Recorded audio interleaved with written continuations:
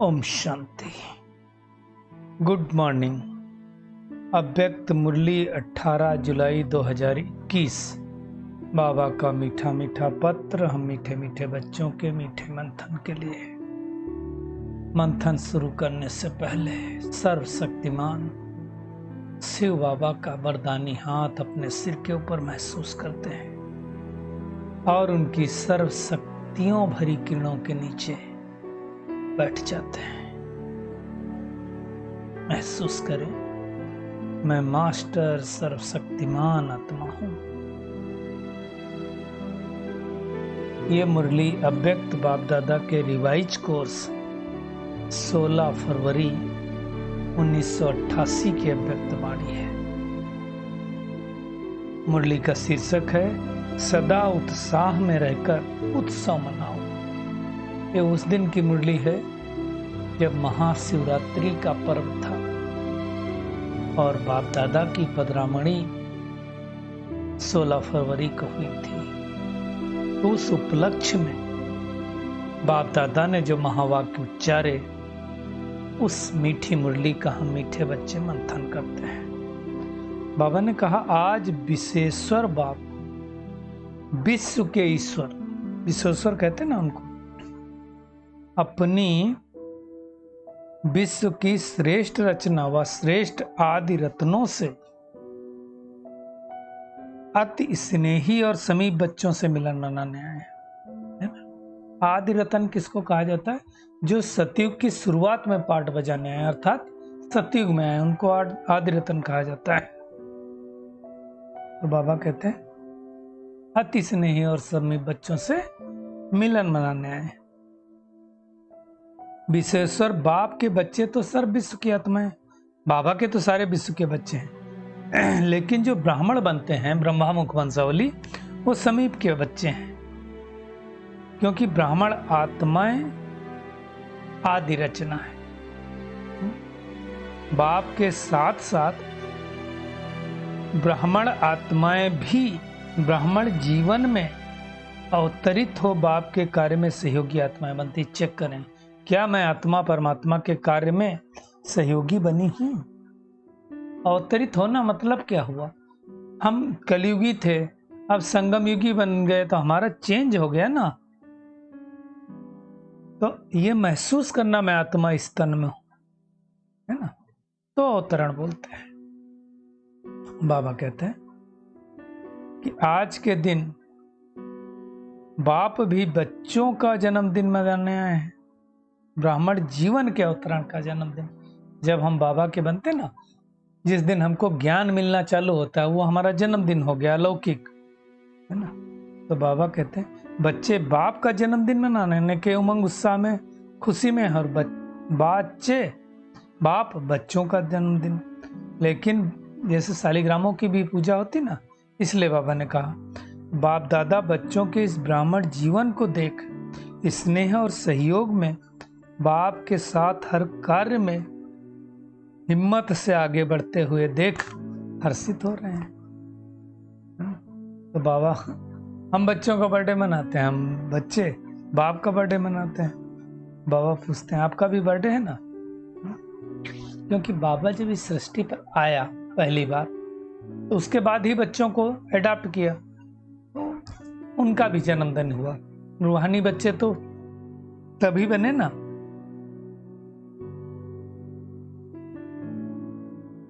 तो बाबा कहते हैं जगत अम्बा और सर्व आपके साथी एडवांस पार्टी की विशेष श्रेष्ठ आत्माओं सहित आप सब अलौकिक बच्चों को स्नेह से सुनहरी पुष्पों की वर्षा सहित मुबारक दे रहे हैं। बाबा इतना प्यार से बोलते हैं। बाबा कहते हैं आज के दिन भक्त आत्माओं के पास बाप के बिंदु रूप की पूजा होता है। देखिए, जब शिवरात्रि होती तो क्या होता है, कोई शंकर की पूजा नहीं करता उस दिन।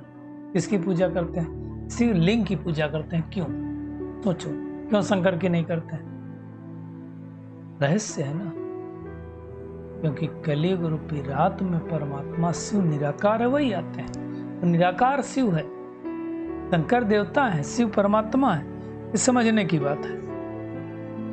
तो बाबा कहते भक्त रूप में भी भक्त लोग भी क्या करते, करते बिंदु रूप की पूजा, लेकिन करें कैसे? इसलिए शिवलिंग ज्योतिर्लिंग की पूजा करते हैं। तो बाबा कहते हैं आपके दिल में भी बाप के बिंदु रूप की स्मृति सदा रहती है। तो आप भी बिंदु, बाप भी बिंदु। तो बाबा कहते हैं आज के दिन पूरे भारतवर्ष में बिंदु का बहुत महत्व है। बिंदु है तो सूक्ष्म, लेकिन शक्तिशाली बहुत है। जैसे आज का एटम इतना छोटा है, उतना ही शक्तिशाली। बिंदु बाप ही शक्तियों का, गुणों का, ज्ञान का, सबका सागर है ना, इसलिए उसको सिंधु कहा जाता है। बाबा कहते हैं अमृत वेला से बच्चे बड़े प्यार से याद कर रहे थे, उनकी याद बाबा के पास पहुंच रही थी। बाबा ने बहुत सूक्ष्म बात बताई कि आप सब ने क्या किया? शिव बाबा का झंडा लहराया। बाप कौन सा झंडा लहराएंगे? सभी बच्चों के जो विशेषताएं हैं ना, उनकी विशेषताओं का झंडा दिल में लहराएंगे। तो कितने झंडे बाबा को लहराने पड़े होंगे? बाबा कहते हैं हर एक बच्चे की विशेषता का झंडा बाप दादा के दिल में लहरा। देखो हर एक बच्चे में विशेषता तो है ही। पिछले संडे वाली मुरली में क्या कहा था बाबा ने? ऐसा कोई बच्चा नहीं है जिसमें विशेषता ना हो। और सबसे बड़ी विशेषता कौन सी है? गुप्त रीत से आए हुए परमात्मा को पहचान लिया। छोटी बड़ी विशेषता नहीं है।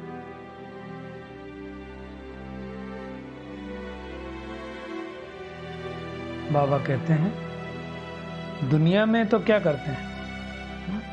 फूलों की वर्षा। जब झंडा लहराते हैं तो क्या होता है? फूल की वर्षा होती है। लेकिन बाप दादा जब बच्चों की विशेषता का झंडा लहराते हैं तो कौन सी वर्षा होती है? उस झंडे में फूलों की वर्षा। और इस झंडे में जो बाबा लहराएंगे तो बच्चों के ऊपर अविनाशी भव, अमर भव, अचल अडोल भव, इन वरदानों की वर्षा होती है। कितनी अच्छी अतिशयोक्ति बाबा ने लगाई है, इतनी अच्छी बात बताई है ना। तो बाबा कहते हैं ये वरदान ही तो बाप दादा के अलौकिक पुष्प हैं। तो बाबा कहते हैं शिव जयंती दिवस की बाप दादा को भी खुशी है ना, ज्यादा खुशी है। बाबा कहते हैं वैसे तो बाप के साथ बच्चे मूल वतन में रहते हैं, आत्मा के रूप में रहते हैं ना, लेकिन विशेष खुशी बाबा को क्यों रहती है? क्योंकि परम धाम से नीचे खास बच्चों से मिलने आते हैं। कौन से बच्चों से? जो पहली रचना है, जो आदि रचना है, जो बाप समान बनने वाली रचना है, उनसे बाबा मिलने के लिए आता है। जो सतयुग में देवी देवता पहले जन्म में होते हैं, दूसरे जन्म में होते हैं, उनसे मिलने के लिए आते हैं। बाबा कहते हैं कितने दिनों बाद ऐसे बच्चे मिलते हैं? पूरे 5000 साल बाद। तो कोई बिछड़ा हुआ बाबा कहते हैं मिल जाए तो खुशी होती है ना।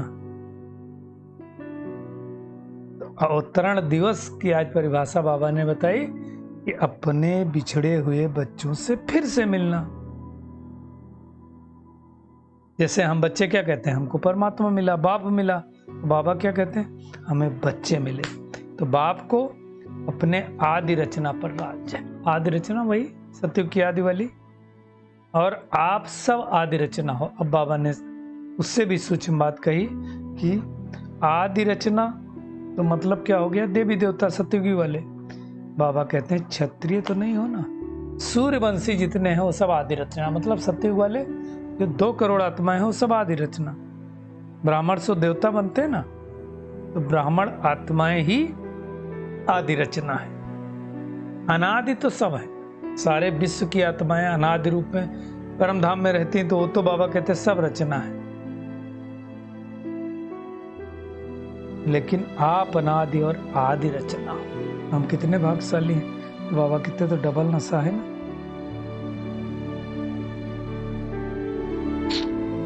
तो आज बाप दादा विशेष स्नेह हम बच्चों के ऊपर लुटा रहे हैं। स्नेह का दिन कहा जाता है ना। शिवरात्रि, शिव जयंती जो भी कहो, स्नेह का दिन है, उत्सव मनाने का दिन है ना। हर कर्म में उमंग उत्साह लाने का दिन है। दुनिया वाले तो अल्पकाल के लिए मनाते हैं। बाबा कहते तुम्हारे लिए ये तो सदा काल का उत्सव है।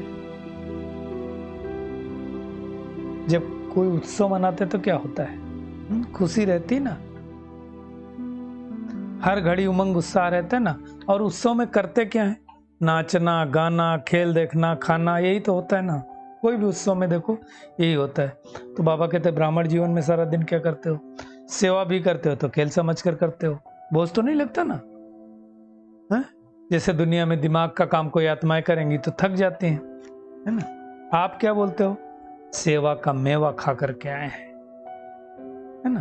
तो प्रत्यक्ष फल और बढ़िया है, प्रत्यक्ष फल पाने से खुशी बढ़ जाती है ना। ब्राह्मण जीवन में एक तो हो गई सेवा, और दूसरा बाबा कहते हैं क्या होता है, माया आती है।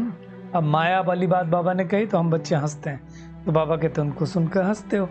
देखो माया का हम बच्चों का माया से प्यार नहीं, लेकिन माया का हम बच्चों से प्यार है।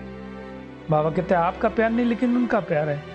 उत्सव में खेल भी करते हैं ना, बाबा कहते हैं आजकल सबसे फेमस खेल कौन सा है, मिक्की माउस का। मिक्की माउस के खेल में क्या दिखाते हैं, मैच करते हैं ना। तो यहां भी माया आती है तो बाबा कहते हैं मैच करो, मैच करो अर्थात निशाना लगाओ, कैच करो। खेल में जैसे गेंद आता है तो कैच करते हैं ना, खास क्रिकेट के खेल में। तो बाबा कहते हैं यहां भी जब माया आए, चाहे काम के रूप में आए, चाहे क्रोध के रूप में आए, चाहे लोभ के रूप में आए, चाहे मोह के रूप में आए, कैच करो और सोचो ये माया का खेल है। अगर माया को खेल समझ करके करेंगे तो उमंग उत्साह बढ़ेगा, और दुश्मन समझ करके करेंगे तो घबरा जाएंगे। जैसे उस मिक्की माउस में कभी बंदर, कभी बिल्ली, कभी कुत्ता, कभी चूहा दिखाते हैं ना, कोई घबराता थोड़ी, सब मजा करते हैं। ऐसे ही इस सृष्टि को साक्षी हो करके देखो तो मजा आएगा, है ना। बाबा कहते हैं ब्राह्मण परिवार की विशेषताओं के गुणों के गीत भी गाओ और मजे से ब्रह्मा भोजन खाओ, क्या तकलीफ है। बाबा कहते हैं आप जैसा शुद्ध भोजन, याद का भोजन किसको भी प्राप्त नहीं। दुनिया वाले में तो कभी होगा, मंदिर जाएंगे कभी प्रसाद मिलेगा, कभी लंगर मिलेगा तो प्रसाद खाएंगे। हम तो रोज ब्रह्मा भोजन खाते हैं, तो हम तो भाग्यशाली है ना। और इस ब्रह्मा भोजन को क्या कहा जाता है, दुख भंजन भोजन, अर्थात दुख दूर करने वाला भोजन।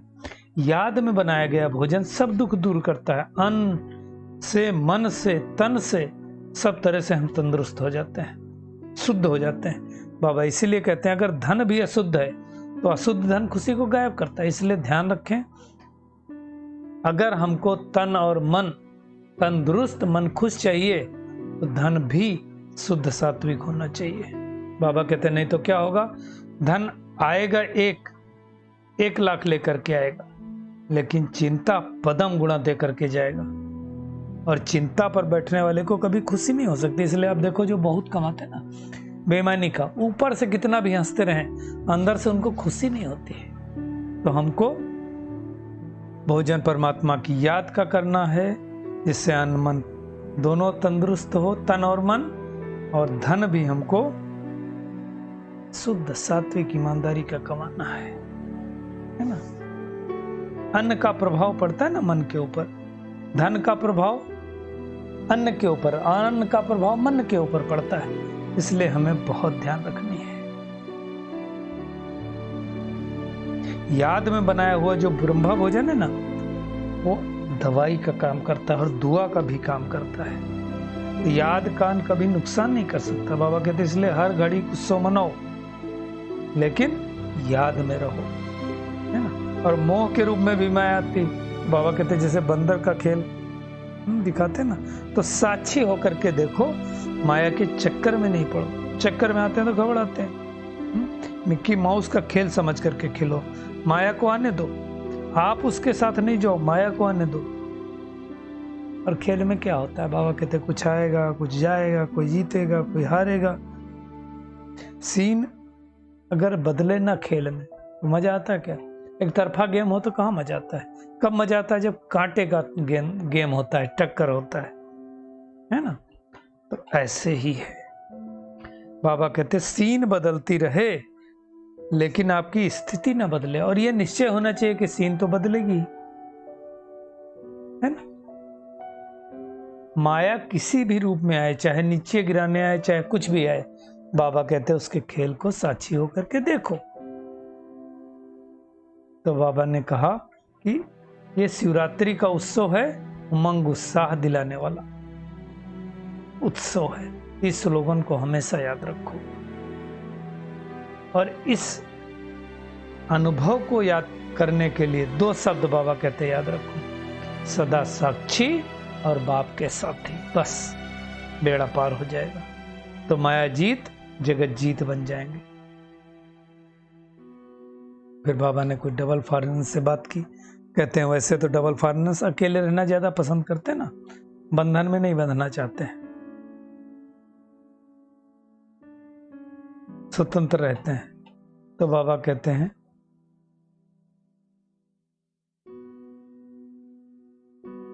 इस साथ में रहने से स्वतंत्र भी है, बंधन भी नहीं। अगर परमात्मा के साथ हैं तो कोई बंधन भी नहीं है ना। तो बाप दादा शिवरात्रि के उपलक्ष्य में बहुत याद प्यार दे रहे थे। जो सच्चे दिल से बाप दादा को अपना समाचार देता है तो सच्चे दिल पर साहेब राजी हो जाता है।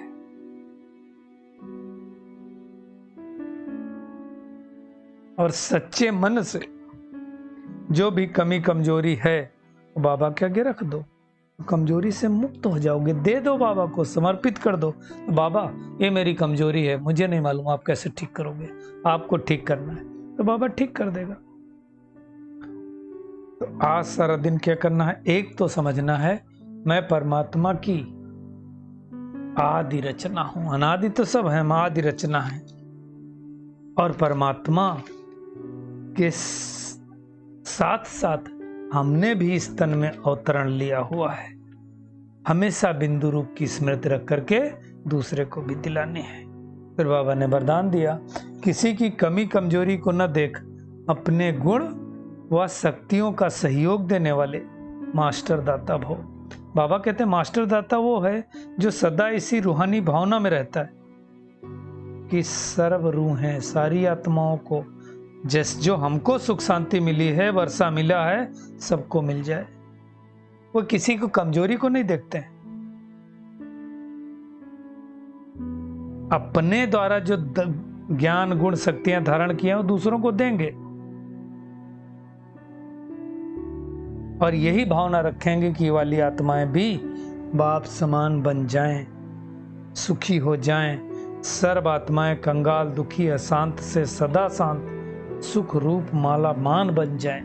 ऐसी शुभ भावना शुभकामना रखेंगे तब कहा जाएगा मास्टर दाता। स्लोगन है मनसा वाचा कर्मणा सेवा करने वाले ही निरंतर सेवाधारी हैं, उनके हर श्वास में सेवा समाई हुई है। तो जो भी कर्म करना है हमको श्रेष्ठ कर्म करना है, मनसा वाचा कर्मणा। आज तो मास का तीसरा रविवार अंतर्राष्ट्रीय योग दिवस है, तो सभी 6:30 से 7:30 जरूर योग करेंगे और बाप दादा के साथ ऊंची लाइट की पहाड़ी पर खड़े होकर के पूरे विश्व को पवित्रता का दान देंगे, सेवा करेंगे। चलिए परमात्मा किरणों के नीचे बैठ जाते हैं और महसूस करें मैं कितनी भाग्यशाली आत्मा हूँ, परमात्मा के साथ साथ पार्ट निभाने वाली आत्मा हूँ। परमात्मा की हम आदि रचना है और उस आदि रचना से मिलने परमात्मा आते हैं, तो इससे श्रेष्ठ भाग्य और क्या हो सकता है। तो बिंदु रूप में स्थित होकर के बिंदु बाप को याद करते रहना है। किसी की कमी कमजोरी को न देख करके अपने ज्ञान गुणों की शक्तियों का दान सबको देना है। मास्टर दाता बनना है। मनसा वाचा कर्मणा निरंतर रूहानियत भरी सेवा करनी है। हर श्वास में मेरी सेवा समाई हो, ऐसा पुरुषार्थ करना है। शुक्रिया मीठे प्यारे बाप दादा, शुक्रिया आप सभी का इस मीठे मंथन के लिए। ओम शांति।